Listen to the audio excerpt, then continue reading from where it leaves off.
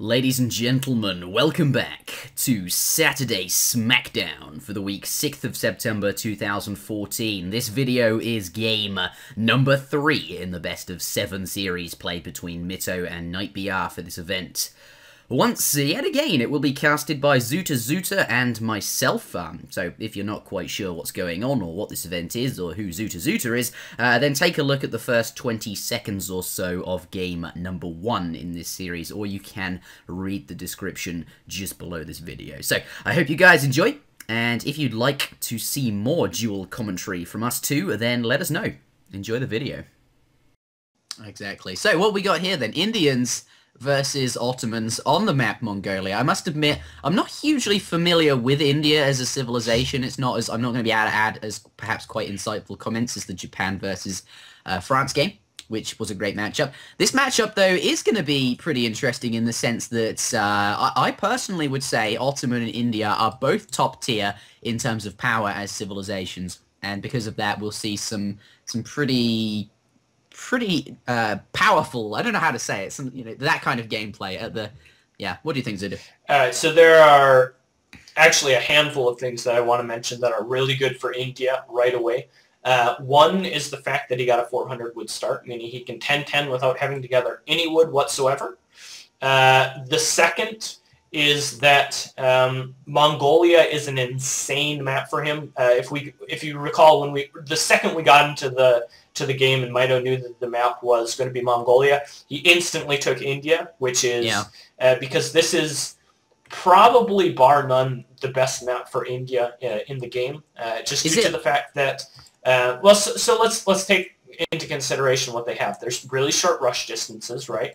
Which is really good. You get a free extra 100 gold, which means that when you're going to be doing your rush really early, that first batch of units is going to be really easy to get out because you don't. Yeah, Setboy. Setboy only costs 30 gold, so it's that 100 gold goes a long way into getting out your first batch of units.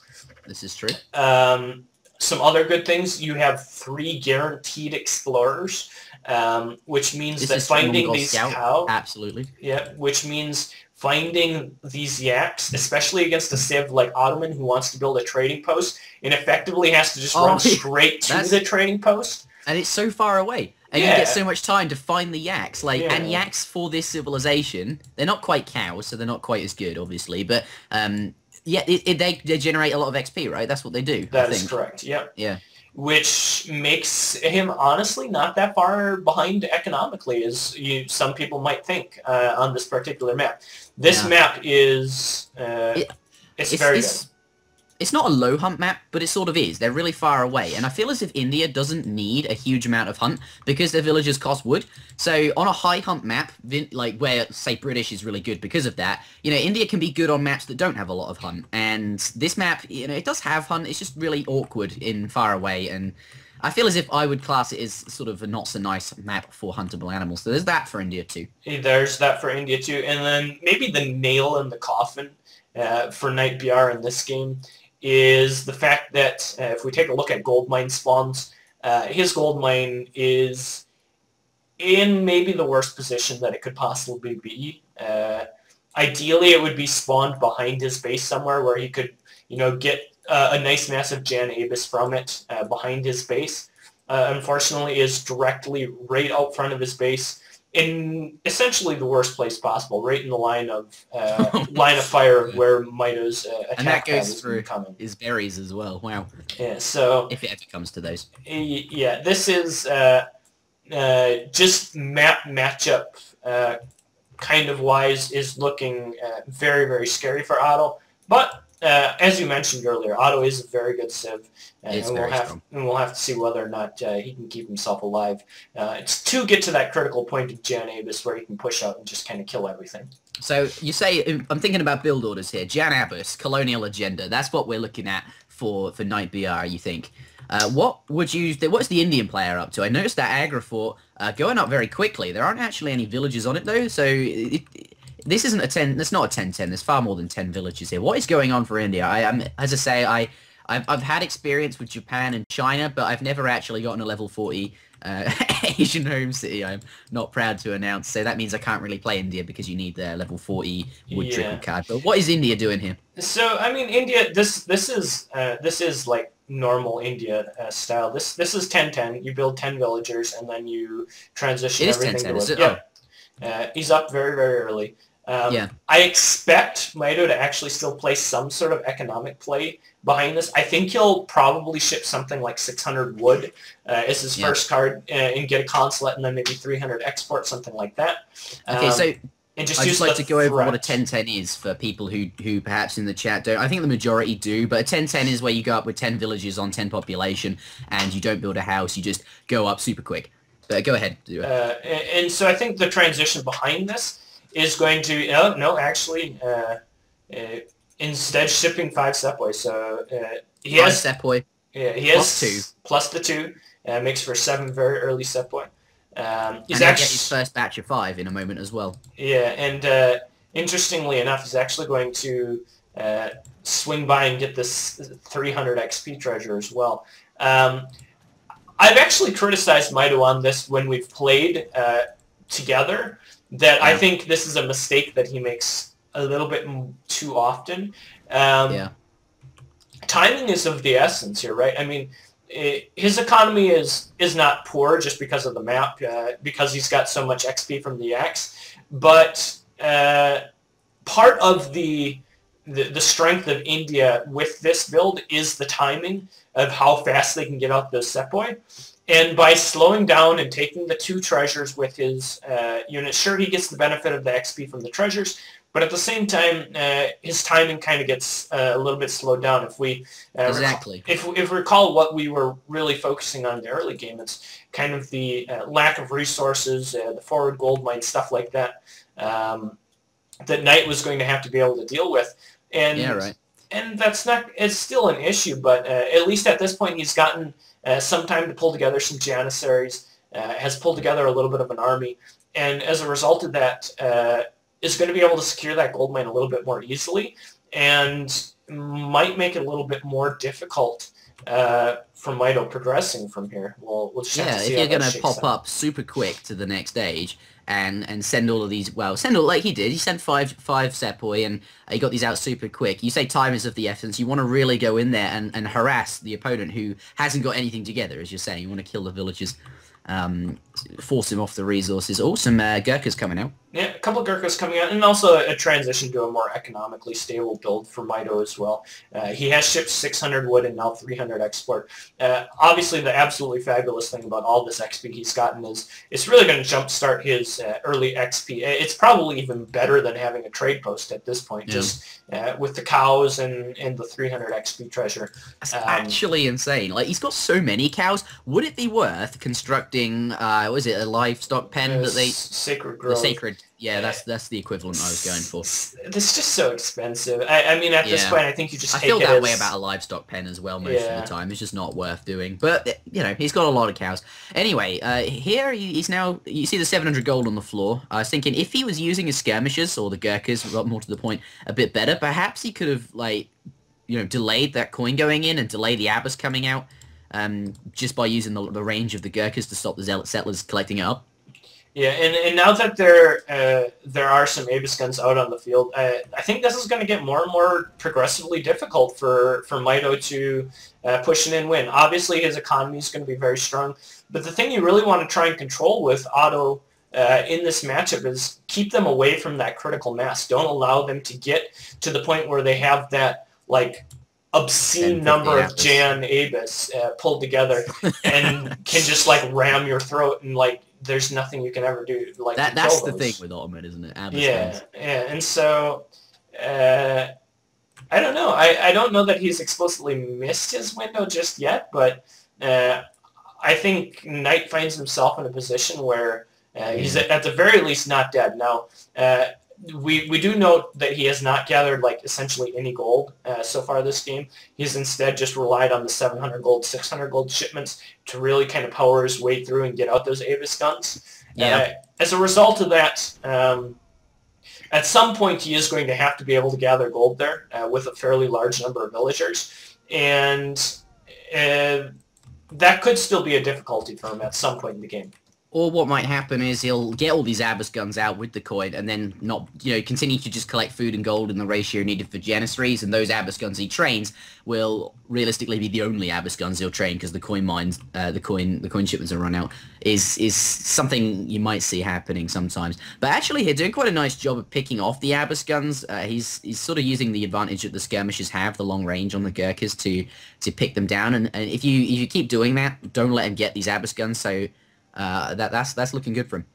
Yeah, and at the same time, we do have to recall that Mitoe does have a more economically focused build behind this going on. He does have the consulate up, does have both of his wood trickles sent, and at the same time, Knight BR, I mean, sitting on the single trading post, no upgrade, no stagecoach, no multiple TPs, anything like that. So this is maybe the scariest time. Maybe in the next 2 or 3 minutes there'll be a point where there's a few more Abbas guns mixed in, but I think just one Abbas gun coming out of that foundry. That looks like it for now. Yeah, this is probably about as scary as it's going to get for Mitoe, and if he can successfully hold here if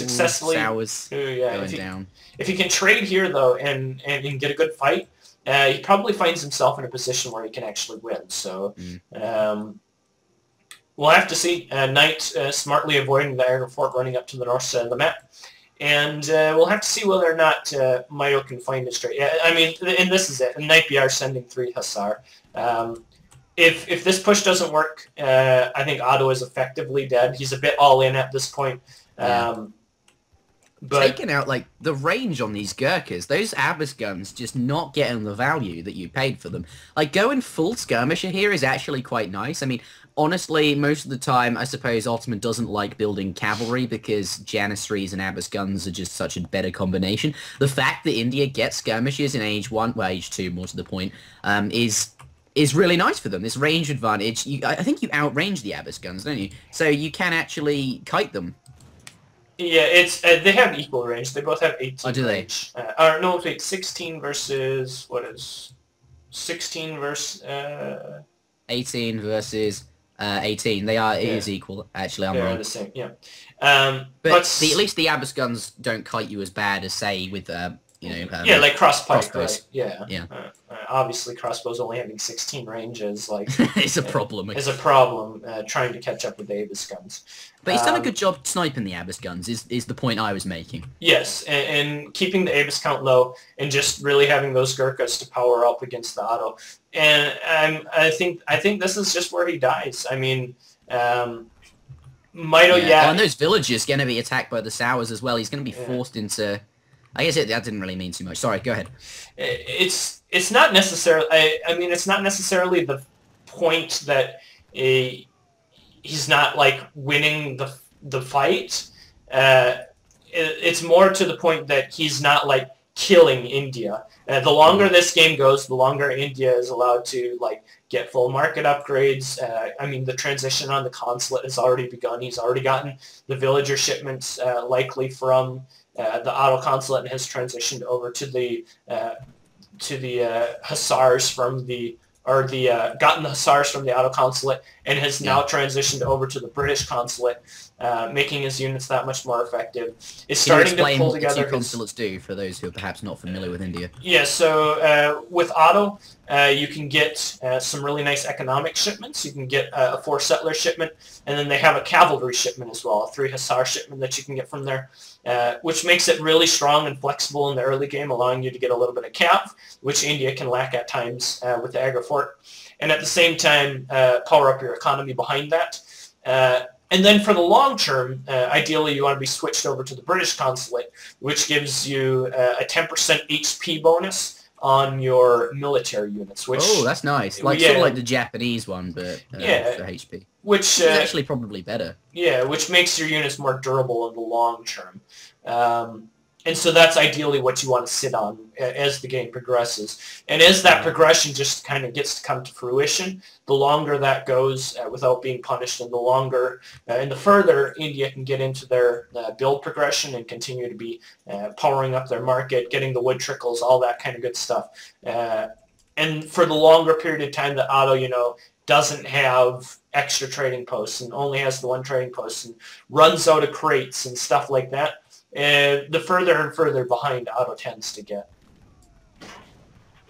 Yeah, I'm looking at this fight here, and I feel as if for the last like 2 minutes or so, India hasn't done quite as well as I was thinking it would. Actually, Ottoman here is a reasonable amount of Abyss guns. They're actually getting picked off again. Yeah. And I mean, if we take a look at the score, it's just, I mean, Mitoe's eco is far better. It's 45 villagers plus wood trickles versus 24 villagers. I mean, and a single trading post.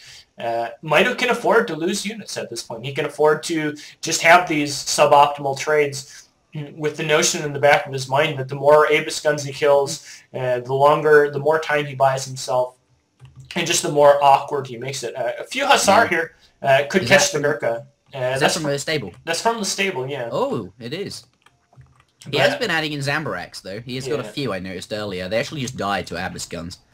Ultimately, I don't think it's going to be enough. I think the Gurkha count here is going to be enough to effectively whittle away at the Hussar count.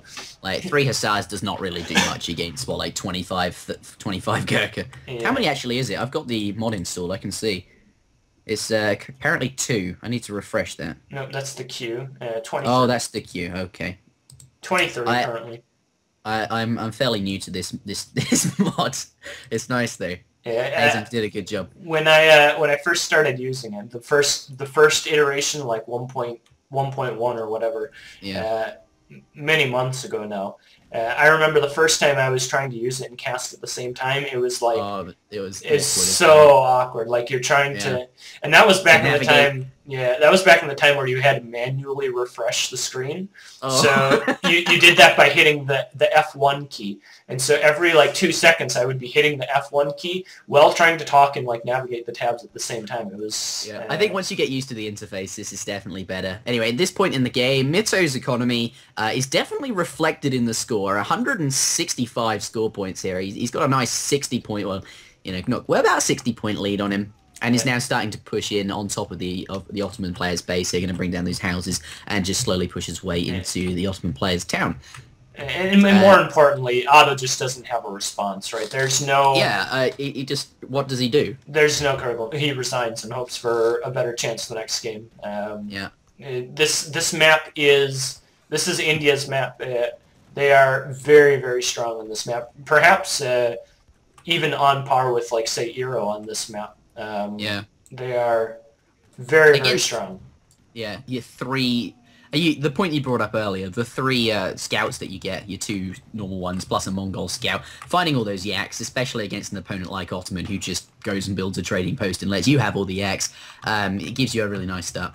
And that follows through for the rest of the game, I suppose. Yeah. And all the points we brought up earlier. Absolutely. And a couple Hussar coming out here, being able to do a little bit of damage, but at the end of the day, not going to be enough. Not enough. Knight realizes it and taps out, bringing the score to 2-1 for Mitoe. Yeah. Or for Knight. A pretty one-sided game almost, but definitely very interesting to see these 2 top-tier civilizations be in action against each other. Yeah, and I mean, I think this is perhaps more than any other civ. India is incredibly map dependent, and this is one of their maps. Like, this is one of their best maps, and this is where they shine. Yeah, absolutely. And this is Mitoe did a good job of abusing essentially the functionality of the civ and getting the most out of it, and as a result, taking a fairly easy win away from Knight. Nice. So let's move out of this match. Get into the next game. What is the next map, Zuta? What are we playing on next? The next map is Patagonia, actually. Patagonia.